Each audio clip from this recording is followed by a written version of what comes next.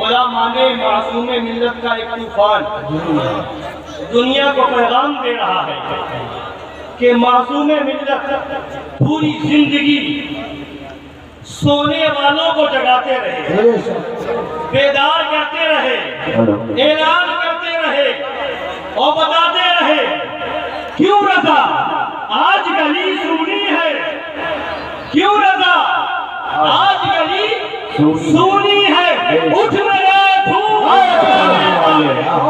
اٹھ میرے، اور ایسے اٹھے کہ پیلی بھی شریف سے چلے تو پورے راستے کو اٹھاتے گئے پپرا مہم شریف کی سرزمین پر ایسا میلہ لگا دیا کہ اب یہ میلہ وہابیت کا، دیوبندیت کا، نجدیت کا، رافضیت کا، ناصریت کا، سونا کلیہ جنازہ نکالتا ہے۔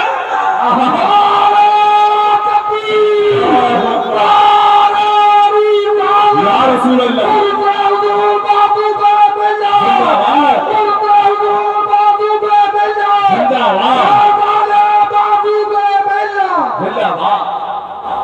الحمدللہ ہماری نسبت بہت مضبوط ہے۔ شہزادگان مظہر اعلیٰ حضرت کی بات تو بہت بڑی ہے، شہزادگان مظہر اعلیٰ حضرت، اور مظہر اعلیٰ حضرت تو مظہر اعلیٰ حضرت ہے نا، سوانح مظہر اعلیٰ حضرت آ گئی ہے۔ اس میں ایک مضمون آپ پڑھیں گے ابھی حضرت علامہ مفتی محمود رضا صاحب قبلہ مشاہدی نے بیان فرمایا نا،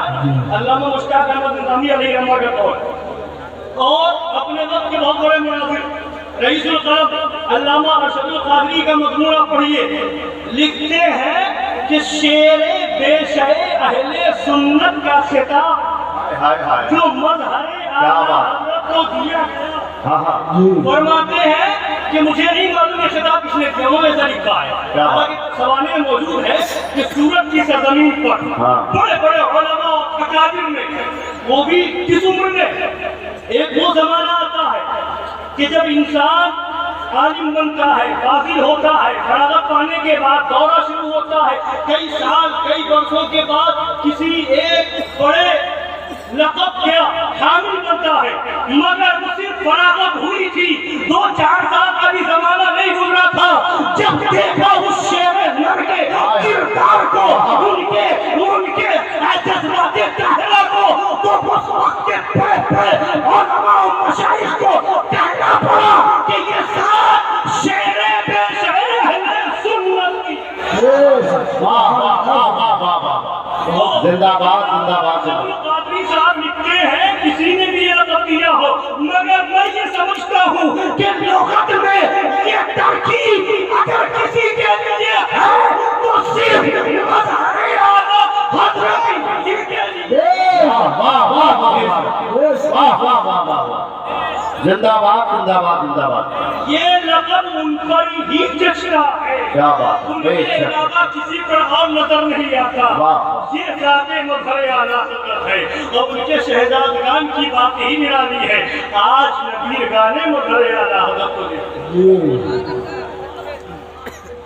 نبیرگان مظہر اعلیٰ حضرت کو دیکھو، اور یہ بھی ذات بہت بلند ہے، ان کے غلاموں کو دیکھ لو جو ان کی صحبت میں چند گھنٹے بیٹھ جائے، سنا کلوی مولوی کو پانی پلا دیا کرتے ہیں۔ واہ واہ واہ یا رسول اللہ، جواب دیجئے نعرے کا۔ زندہ باد زندہ باد زندہ باد زندہ باد۔ سنیے ایک حدیث شریف سناتے ہیں جی، ہمارے اور آپ کے آقا و مولا صلی اللہ تعالی علیہ وآلہ وسلم کا فرمانے عالی شان ہے۔ حضور سرکار ناصر ملت دامت برکاتہ قدسیہ جلوہ بار ہیں، حضرت کی دعائیں لیتے ہوئے ارشاد پاک ہے سرکار دو عالم صلی اللہ تعالی علیہ وآلہ وسلم کا لا تزال طائفة من أمتي ظاهرين على الحق لا يضرهم من خذلهم ولا من خالفهم حتى يأتي أمر الله وهم على ذلك غالبا. اس حدیث پاک کا ترجمہ سننے سے پہلے میں تھوڑی تمہید بتاؤں گا آپ کو، پھر میں آپ کو اس حدیث شریف کے بارے میں کچھ عرض کروں. حضور مظہر اعلیٰ حضرت ہے، شیر بے شیر اہل سنت ہے، مناظر اعظم علی الاطلاق ہے، امام المناظرین ہے، بے شک امام المفتیین ہے، بے شک امام المحدثین ہے، بے شک اپنے وقت کے امام المفسرین ہے، بے شک اور وہ امام القرہ بھی ہیں، مظہر اعلیٰ حضرت ہیں. ایک جگہ مناظرہ ہو رہا ہے، میں جو سمجھانا چاہتا ہوں وہ بہت زیادہ علمی بات نہیں ہے. آسانی سے میں آپ کے ذہن میں ایک بات اتارنا چاہتا ہوں کہ آپ کے ہاتھ میں کیسے پیر کا دامن ہے، آپ کس خانقاہ سے جڑے ہوئے ہیں. آپ کو الحمدللہ نہ کہیں دبنے کی ضرورت ہے، نہ کہیں لچکنے کی ضرورت ہے، نہ کہیں سر جھکانے کی ضرورت ہے. سینہ تان کے کہو ہم حسمتی ہیں. بے شک. کیا بات ہے، کیا بات ہے. بتانا یہ ہے مناظرہ ہو رہا ہے، مظہر اعلیٰ حضرت ہے، شیر بے شیر اہل سنت ہے، سامنے مولوی منظور سنبھلی ہے. مظہر اعلیٰ حضرت شیر بے شیر اہل سنت ارشاد فرماتے ہیں منظور تو بھی مناظرہ گاہ میں آنے سے پہلے کتابیں الٹ رہا تھا، پلٹ رہا تھا، تو بھی قرآن شریف سے حوالے ڈھونڈ رہا تھا، میں بھی دلیل ڈھونڈ رہا تھا، تو بھی بخاری شریف پڑھ رہا تھا، حوالے ڈھونڈ رہا تھا، میں بھی برد گردانی کر رہا تھا، مسلم شریف تو بھی دیکھ رہا تھا، میں نے بھی دیکھی ہے، تو بھی ترمذی شریف سے حوالے ڈھونڈ رہا تھا، میں بھی ڈھونڈتا آیا ہوں. فرماتے ہیں تو نے بھی کتابیں الٹی ہیں، میں نے بھی کتابیں پڑھی ہیں، تو بھی دلیل ڈھونڈتا آیا، میں بھی دلیل ڈھونڈتا آیا، تو بھی تیاری کر رہا تھا، میں بھی تیاری کر رہا تھا، مگر فرق سمجھنے کی ضرورت ہے. تو کتابیں اس لیے چھوڑ رہا تھا کہیں علم غیب کی کمی مل جائے، کہیں نبی کے اختیار کی کمی مل جائے،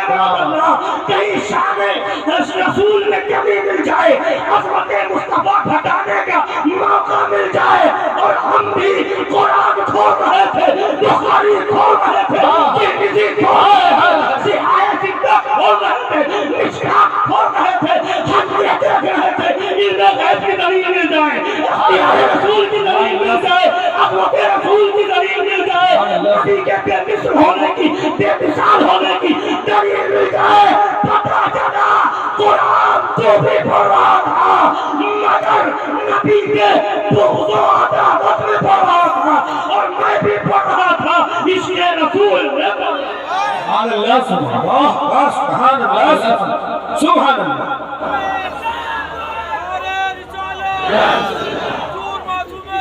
زندہ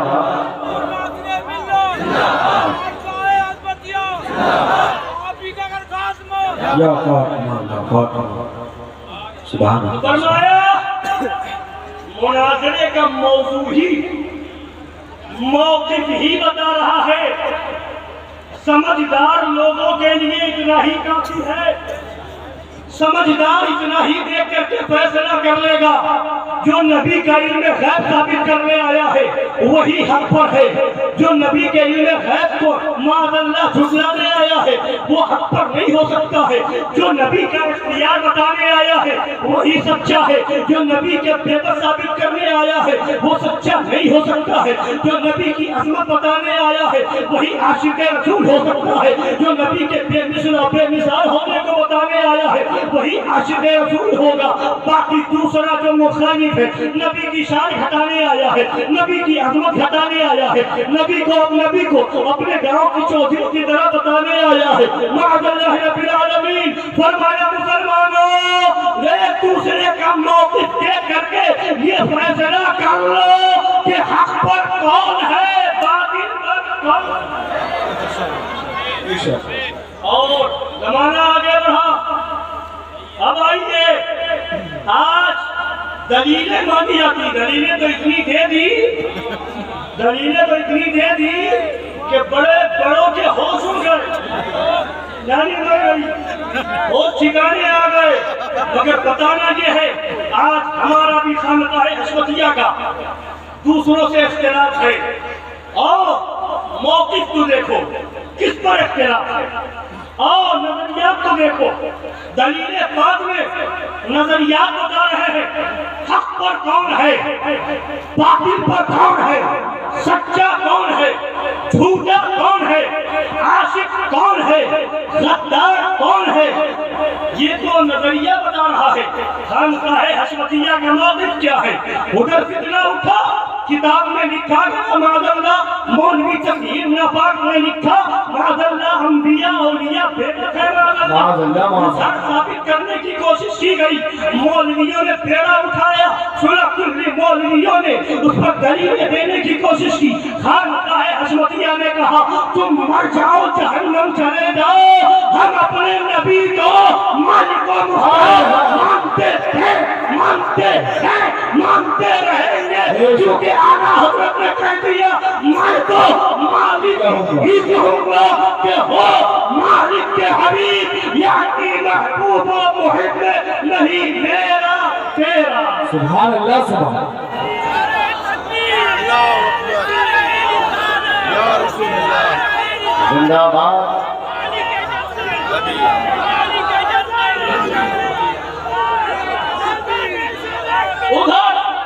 ادھر موقف ہے بے بس کہنے کا،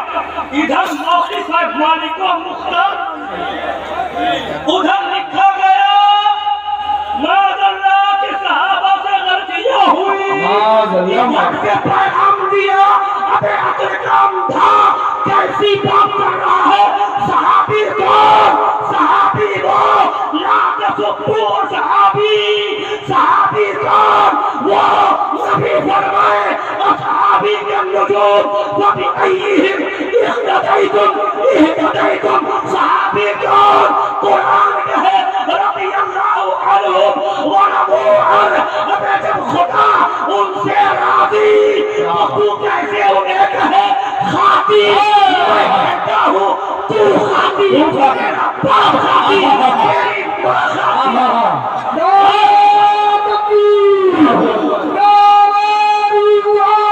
رسول اللہ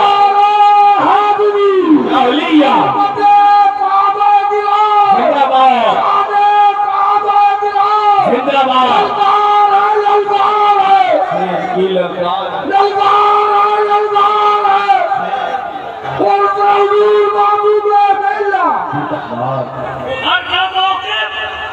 ادھر کا موقف صحابہ کی خطا کی ہے، ادھر کا موقف صحابہ کی عظمت بتائے۔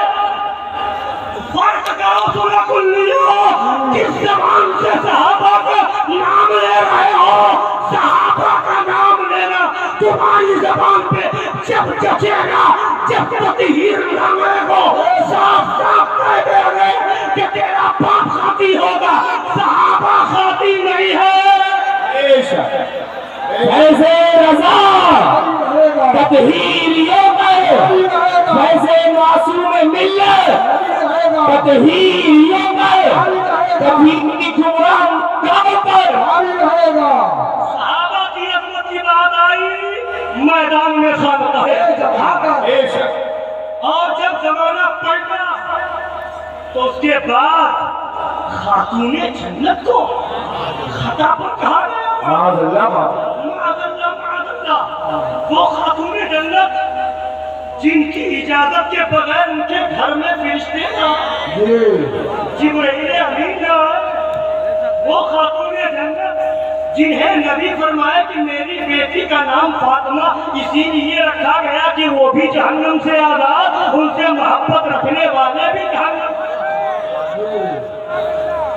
ان کو خطا پر کہے ابے ہمیں کیا کہو گے، الزام لگاؤ گے،